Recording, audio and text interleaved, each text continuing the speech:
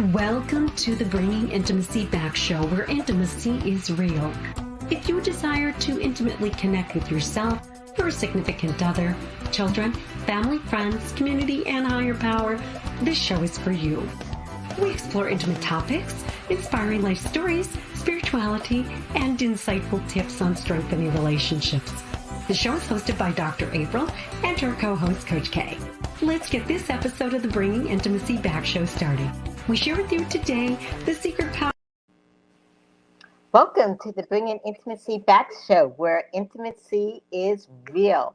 Well, if you missed our last show, please go back and check it out because we talked about intimacy in all the different formats.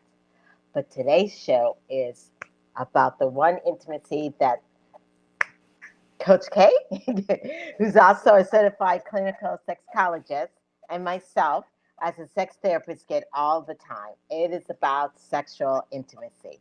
Well, how are you doing, Coach K? I'm doing wonderful today. Thank you for asking. How are you? I'm doing good. I'm getting ready for one of my retreats. So I'm off tomorrow to Costa Rica. So I am just so excited. Send us some sun this way. Yes. Yes, here in Florida and in Costa Rica, the weather is just beautiful. Oh, I would love that. Yes, and that's how, I don't know, for me, and even connecting in what I do, I feel better when I'm warm. Yes, absolutely. And it's a window that sits right behind me that's normally, when it's nice and sunny, it's open, and the rays that warm my back, it just feels so good. And it energizes you. Yeah, definitely, definitely. But I know that there are millions, including yourself, who are out there in the cold.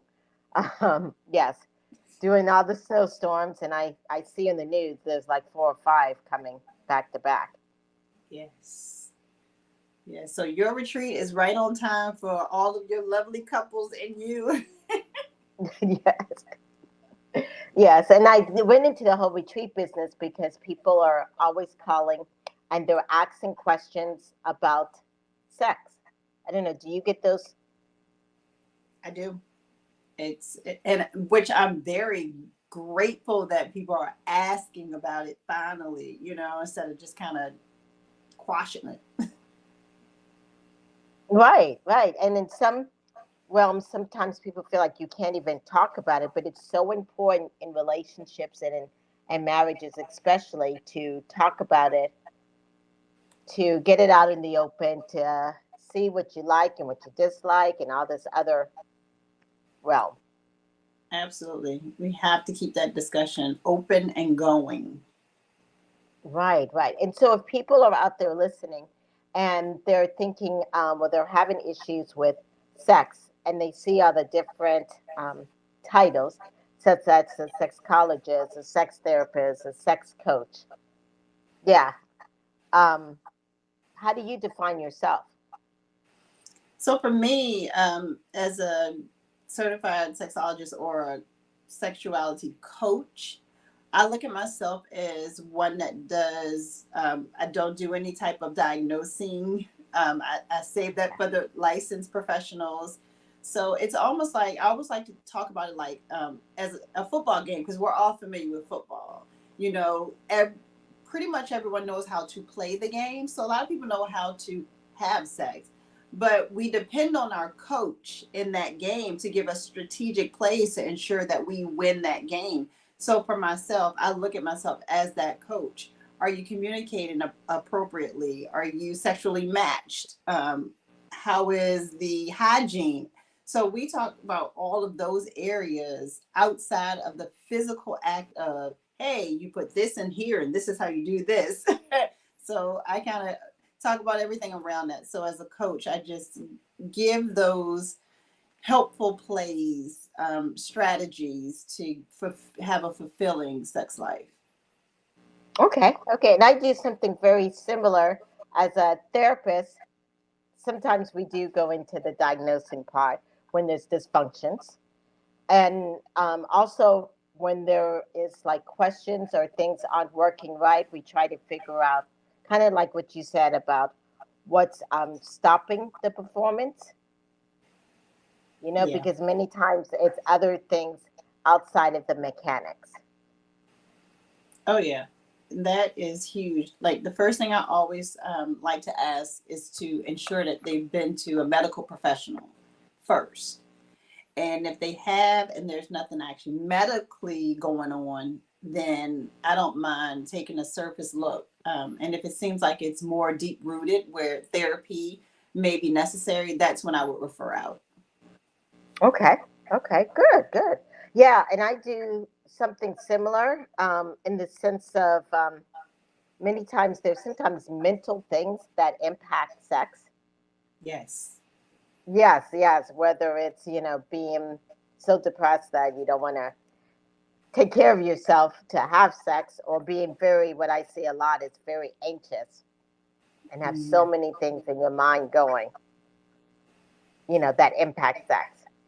that is huge. And you know how many people we don't even think about it, that mental block that can live in a space that we don't think about, or that subconscious, you're really stressing or thinking about something but it's not in your foreconscious, you just don't even think about it. And sex is usually the first thing that goes and the last thing on your mind when you're stressed. Yeah, there is a good book I have to think about in a moment, but it talks about how when we're stressed, that some of us have the breakers on when we're sex. We're like we don't want to be touched, and some Mhm. of us have the accelerator. Mm, Have you heard that before? I have I without going into too much detail, I've been in that place on both ends. I've had my feet on the accelerator and my foot on the brake in different points in life. Yeah, and when it comes to couples, that's difficult, especially if one is a breaker and one is an accelerator, like I want sex, and one's like, no, no, no, or like some people when they have major arguments, Yes.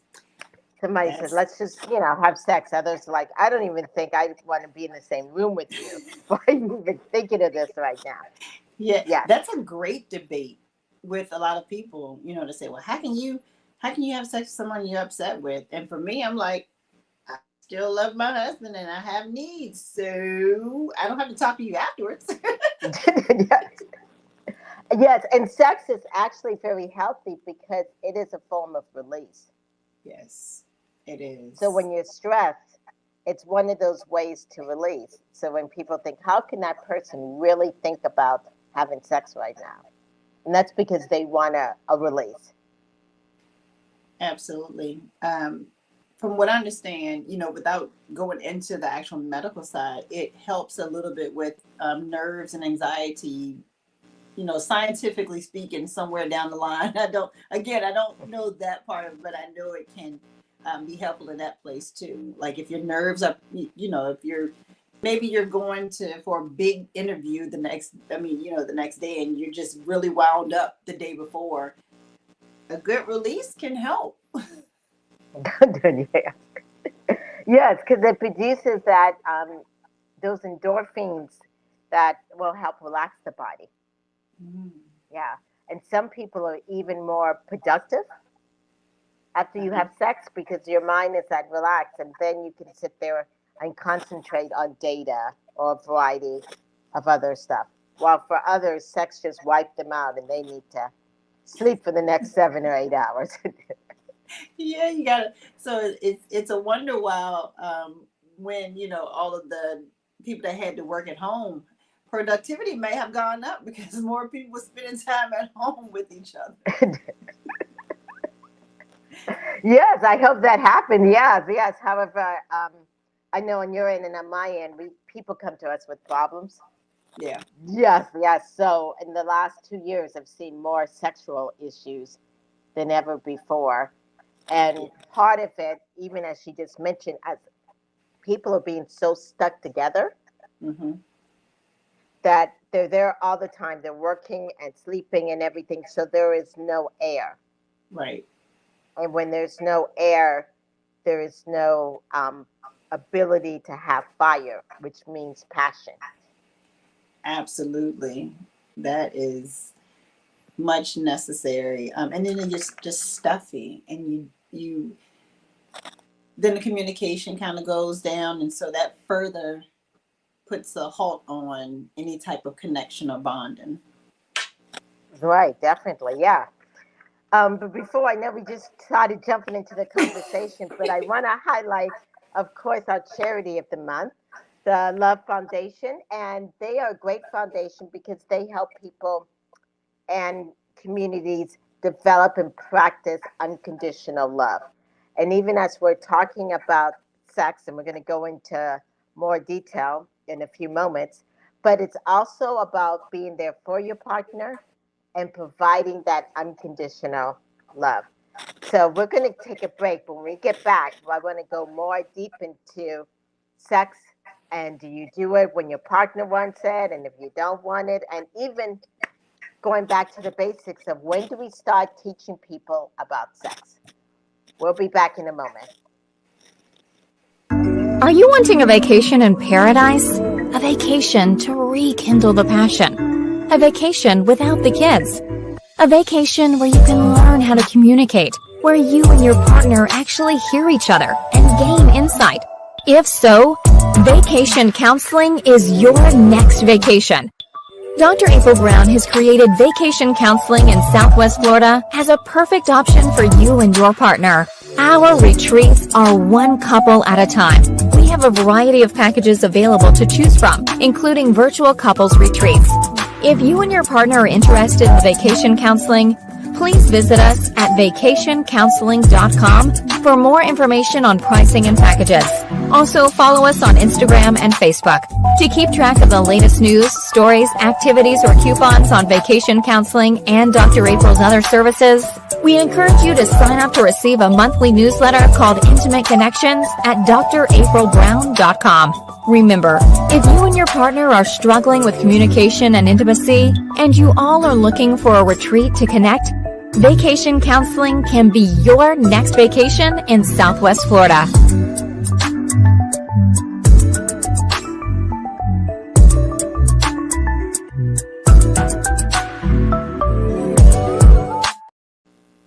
Welcome back to the Bringing Intimacy show, where intimacy is real. So if you're out there listening and you have questions about sex and you're on Facebook or Instagram or LinkedIn or Twitter or YouTube and you have a question, please feel free to put a question out there, and Coach K and I will do our best to provide an answer. So Coach K, you have 5 children, correct? Yes. Okay, all right, and I have one. When do you think it's the best time to teach kids about sex?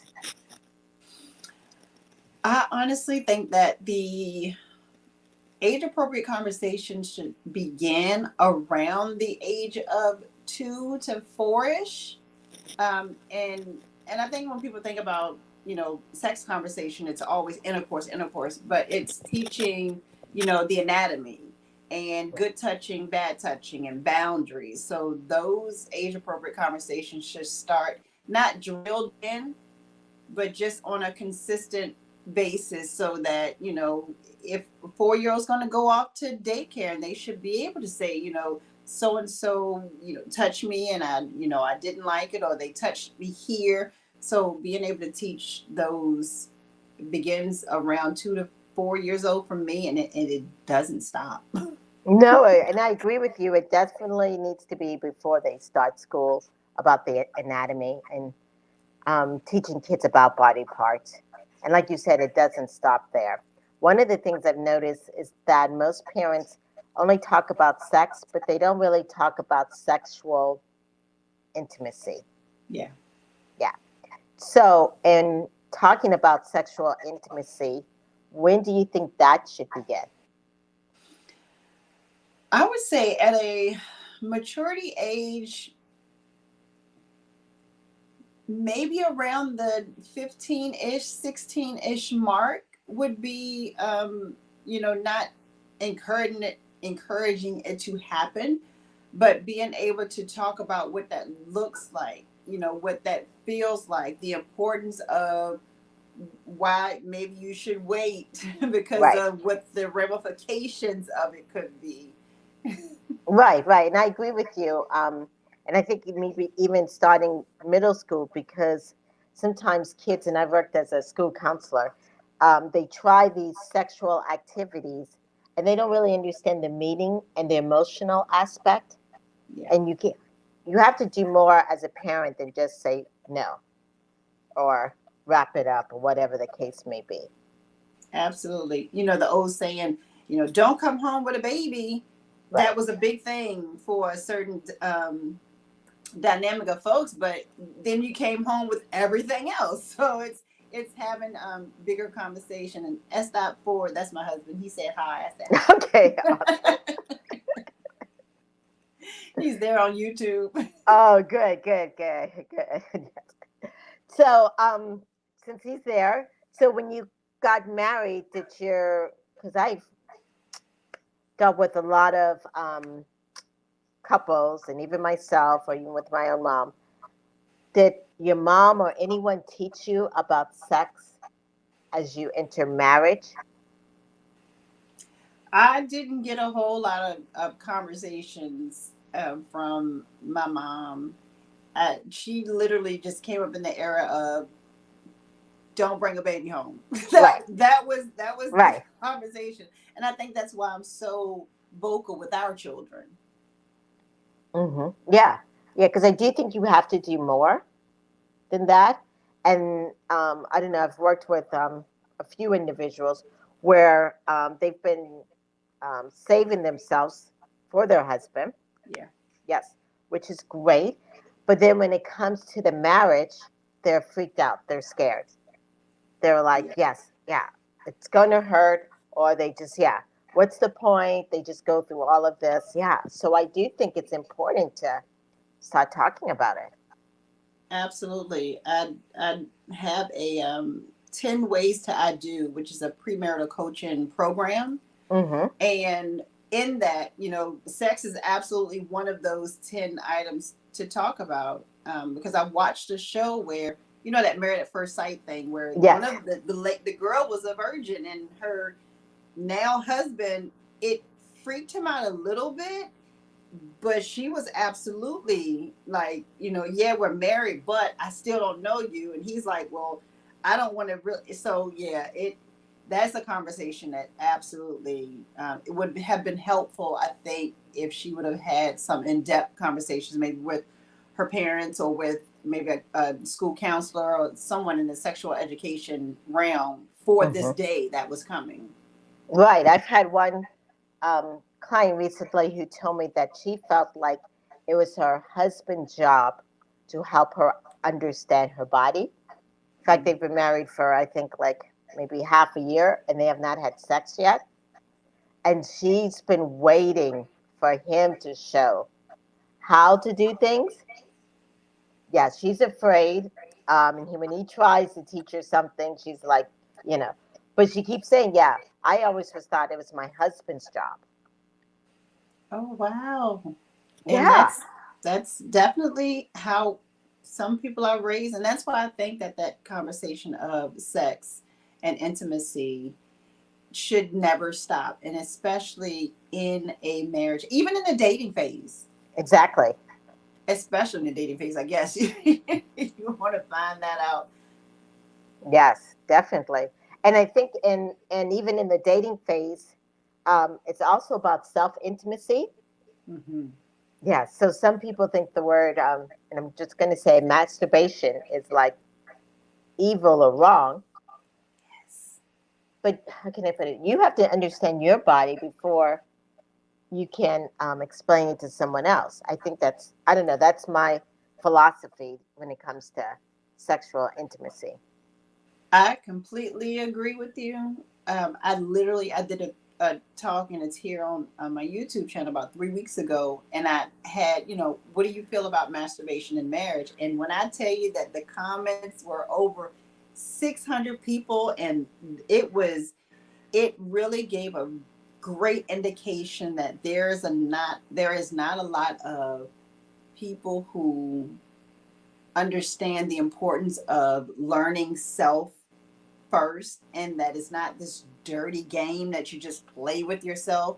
It's truly you getting in tune and being intimate with your body so that you're able to share and teach with this person who you're about to share your body with. Yeah, yeah, and it's very erotic. I've known couples, and I've experienced it myself, where they've masturbated together, so it's not like a secret. You know what I'm saying? That And mirroring. yeah, mirroring. And then the other aspect is that sometimes one gender feels, I guess, more jealous when they talk about intimacy and dildos and vibrators, and they're like, oh my gosh, they get jealous about the whole thing when it's really, I look at the whole sexual intimacy as a playground. Oh, absolutely. And I see that comment on Facebook where she was saying that growing up in the house, it was taboo to talk about sex. Right. And that is probably where that creates stories in our mind that, okay, well, it must be dirty, or it must be a sin, or it must be bad if we're not allowed to talk about it. And so that creates these grown-up then stories. And so it's very unfair to the partner who you're introducing into your world at that point. Definitely. And I wonder how many couples really talk about sex when they're dating. I think it's so fearful. Charlotte Creative here on YouTube said, hey, and then she said, she think the main problem with finding out someone to date is her openness. And so while she may want to talk about, hey, let's get this conversation started while we're in a dating phase, because to talk about it after you say I do, oh boy, that's a lot to unpack. And then you have guys that are like, well, I don't want her to think I just want sex. And it's like, well, are you talking about let's jump into bed? Or are you talking about what is it going to look like? Right. And then, for females and males, the talk, how can I put it? It's different because when a female talks about it and stuff, sometimes a guy might think, wow, she's very out there, while men can talk about it. Yeah. So I can understand that it can be difficult in dating. I can imagine. That's exactly what her, comment was saying. It's her openness has guys looking like, ooh, whereas that you want to know. I read a story of a young lady who got with a guy who had a fetish, and it was something that was out of her comfort zone. Right. And you definitely want to know that before you tie the knot, because it's kind of a done deal almost when you go and tie the knot. So those conversations, we should all be, as adults, if we're mature enough to date and bring somebody into our space, we absolutely should be mature enough to talk about what we want, need, and desire without thinking that, okay, tomorrow we're going to try all of those things. Right. But I get what she's saying, because the same with me. When I talk about sex, they're like, oh my gosh, people get so embarrassed, or they focus so much also on body parts.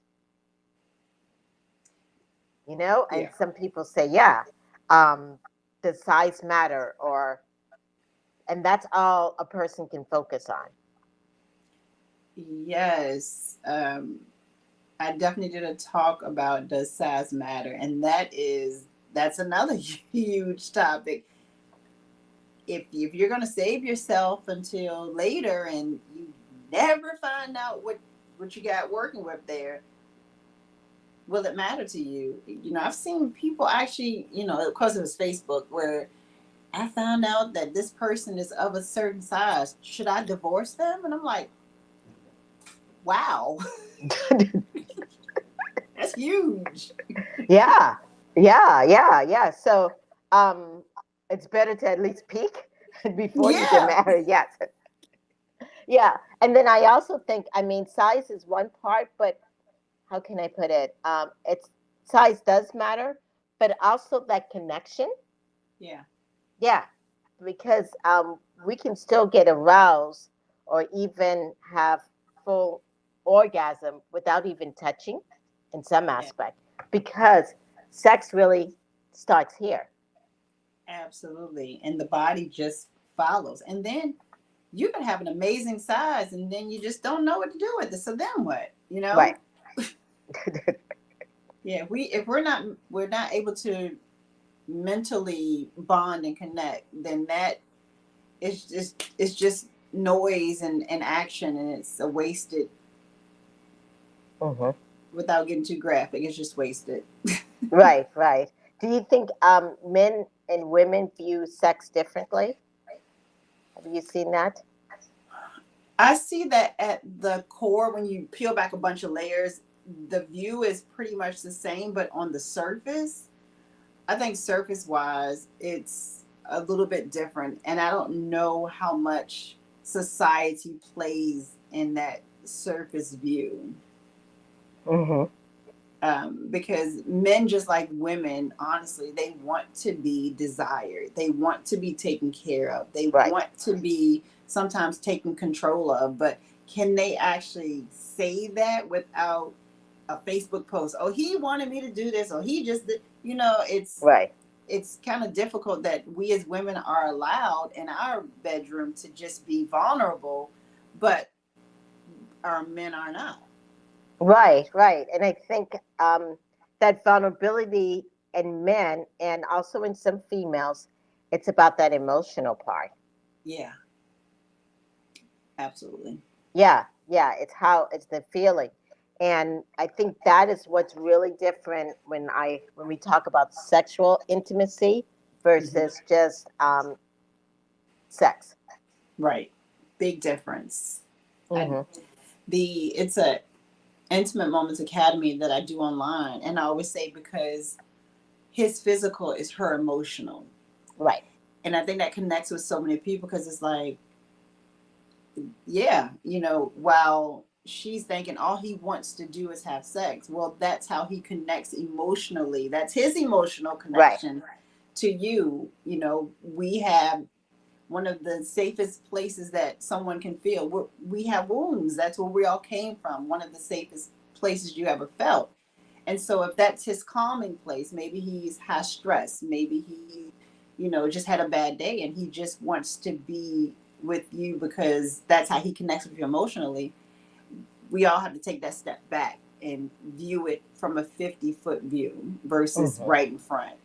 Right. I say it a little bit different, but the same concept in the sense of that men really see that physical attraction. Hmm. And and when I'm explaining it to a man, I said, women, just like you saw those, tits and butts very attractive, women love emotions. Mm. That's Yes. what gets us aroused. Yeah. Um, but I've had a few guys who have lost that attraction for their wives, whether their wives have gained weight or a variety of things. Maybe they've had to breast feed a few children. Yes. Yes, yes. And they're coming to me and they're like, it works when they masturbate or they look at 50 million other things, but when they look at their wife, they have no desire. Yeah. I think about that as, you know, did they take time to build their intimacy bank? Exactly.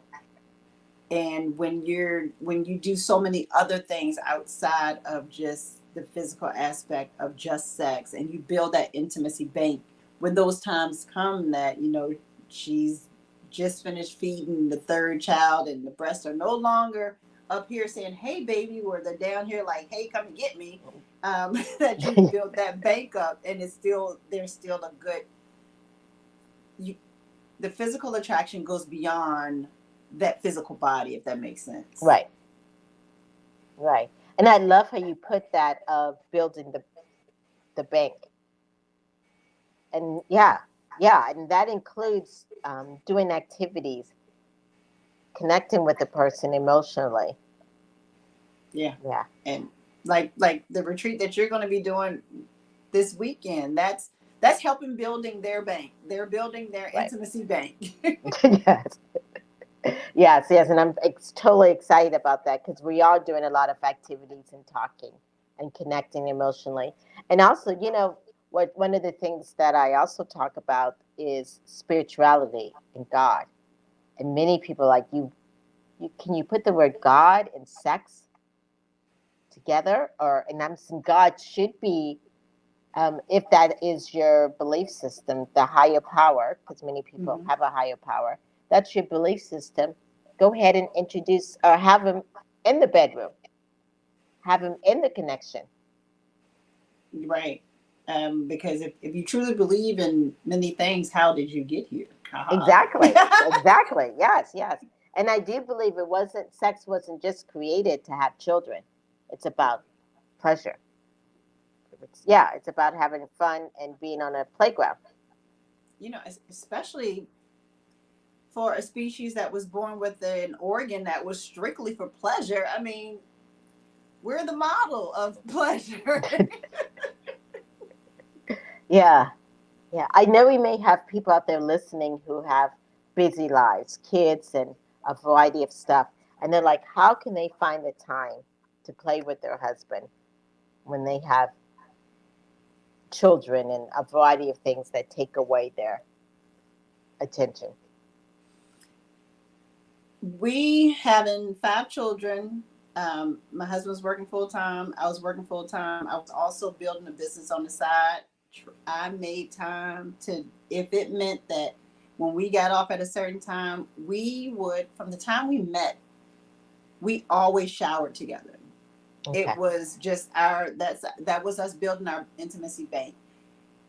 If it was time to cook, we for a while I did the HelloFresh meals where they send you all of the stuff Right. together, and sometimes the kids would help too. So it doesn't always have to be, in the romper room getting it on. It could be those building bank activities that, if maybe the kids are watching TV, let's sneak off in the bathroom real quick. 10 minutes may be all we need.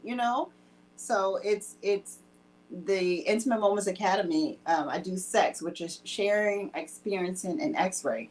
And the experiencing, it's one of those things I say is make time. Period.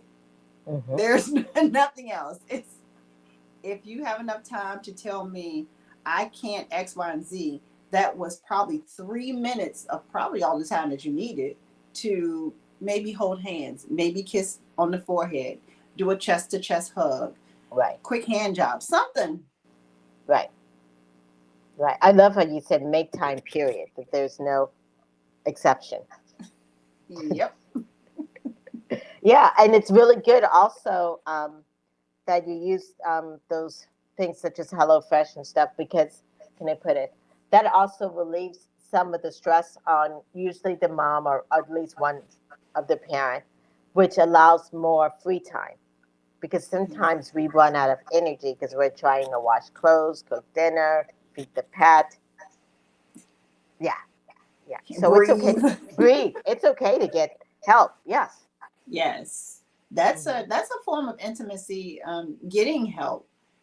Hiring a housekeeper or maid twice a month to come in so you all can sit out back while the maid or housekeeper's in the house cleaning, you and your partner, and you watch the kids run around while you guys just engage in a conversation.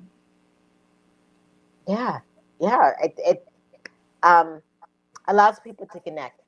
You Yes. know, I do think, especially in this world, we're so busy Hmm. that we're running around so much, we don't have the time to connect. And I feel like I don't know, if you've had the experience of a lot of people with performance anxiety, which is when you're in the bedroom and you cannot perform. Hmm. And I've noticed it's many times it's because our minds are so busy with other things that our body is in the bedroom, but Yeah. our mind is somewhere else in the past or the present. Yeah. Or so busy, like I hope I can, get her there, or I hope I can get him there. And then when it's time, you're so overly anxious about the act that that mind blocks and shuts the rest of the body down. Mm-hmm. Yeah, when really it's just the being about playing. And so, one of the things that I work on is helping you be mindful. Mm. Yeah, be mindful of your present moment, of finding things in the room on your partner's body. Or also, there's a variety of different scents and sounds. And I know that you sell stuff on your website that are toys or erotic stuff to help keep people in the present moment with their partner. Absolutely. We have the scented candles, some of the pheromone infused like body washes and sprays. Whenever I do events, I kind of spray it at my table, and it just makes people feel good. Mm-hmm. That scent is like you can see their shoulders kind of go down a little bit. It's relaxing and calming, like my diffuser I have here now. Yeah, yeah, and I think it helps keep people in the moment. Yeah. Right, and I probably one of the number one advice I can give people if for sexual intimacy is to stay present. Yeah, that's an important piece, because if all parts do not align as one, and there's a gap in whatever's happening, it's just like if it was a gap in the road, there's going to be a big bump, and it's going to shake everything else up. Mm-hmm. Yes, and just enjoy the play and not Yep. worry so much about the outcome because many people, and we haven't really talked a little bit about, but they get so focused on orgasms Oh yes. or coming together that that's all they focus on and they miss the connection of playing. Absolutely, the entire art of it to me, and that's just my personal opinion. To me, an orgasm is a bonus. If you reach that bonus, awesome. But if you're present, you're going to get your bonus pretty often. Right. Yeah, yeah, yeah. And for those out there who feel like, because some women cannot have orgasms through regular penetration, Right. it's astounding. I think like 60% of women. Yeah. Yeah, yeah, which is okay. And you would only really kind of know that so much if you learn to go back and play with your body. There you go. Yes, And yes, circle it around. yes, yeah. Then you realize how you can have an orgasm, um, and then you can talk it through with your partner. Yes. Yeah, and then when you guys are there, you just focus on playing, enjoying each other's body to the fullest. And being able to talk that through with your partner is important, because if they feel like they can't get you there, then that can lead them to feeling inadequate, in some kind of way. Whereas all you had to do is say, well, the way my body works is I need X, Y, and Z. Hmm. Yeah. Well, I know someone made a comment. Um, if you've had a great partner in your life, and let's say a great sexual partner, and they provided great things for you, and then you're going through other stuff and you haven't found that, I know it can be depressing. However, one thing to keep in mind is to learn from each partner, Yeah. and if you have that open communication with the next Mm. partner, you can say, hey, this is what I like, and to see if that works out. I mean, sometimes it doesn't. You gotta trial and error, the entire time. You take bits and pieces. Like the young lady on YouTube said, you know, the best partner she ever had is no longer an option, and no one's come close. So it's like, do you take some of those things that made that partner the best, and you not necessarily say, hey, I need you to do exactly like this, or we Right. can't do it, but how did you maneuver your body during those times? The parts that you can control, you want to be able to bring that forward, because what was comfortable for one person, it may not be for the other. So how do you make that compromise or alter it so that you're able to be pleasurable and to be able to please? Right, right. And sexual intimacy, it's important for a lot of us, but there's some people who it's not important for. And that's why you got to, like you said, have those conversations. Because if it is important for you and your partner is not, it's a conversation to have so you don't settle. Yeah, and it sounds like right here, you just became celibate at that point, Right. you know? Yes, yeah. Yeah, until you can find something that it's good and for you, of course. Yeah. Yeah, that makes total sense. You have to do what's best for you so that when it's time, you're fully present, you're ready, and you know exactly what it is that works for you. Right, right. But over time, in a long-term marriage, things are going to change. Oh, absolutely.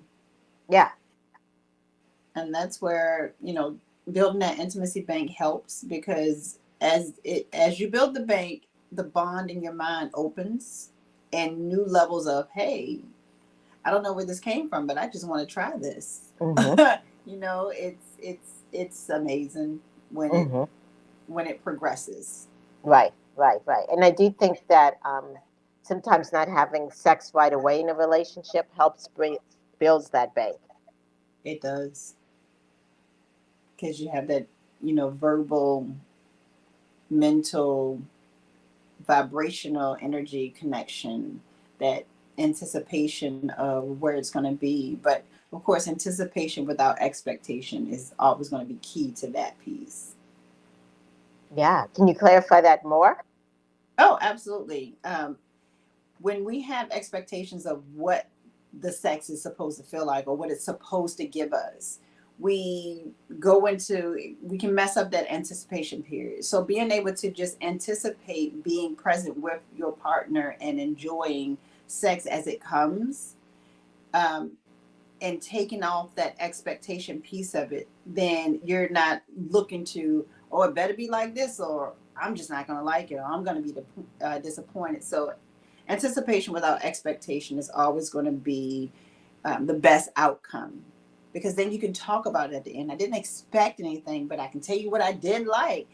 Maybe I didn't like this thing so much, but I really enjoyed this because I had no expectation of it. Right, right, right. And when you don't have any expectations, you really stay in the present moment Oh, and absolutely. enjoy the playground. Yes. Yes. Well, this has been a wonderful conversation. Well, we're going to take a little break, and then when we come back, we're going to tell our listeners about the upcoming podcast that we have coming up with our guests. It's time for the Fools in Love Couples Retreat. Join Coach K for a weekend of sharing, exploring, and learning all about the amazing world of relationships and marriage. You will explore and discuss topics such as communication, intimacy, sex, work-life balance, infidelity, and more. For further information on the Fools in Love Couples Retreat, visit foolsinlove2022.eventbrite.com or info@loveandintimacy101.com. Welcome back to the Bringing Intimacy Show, where intimacy is real.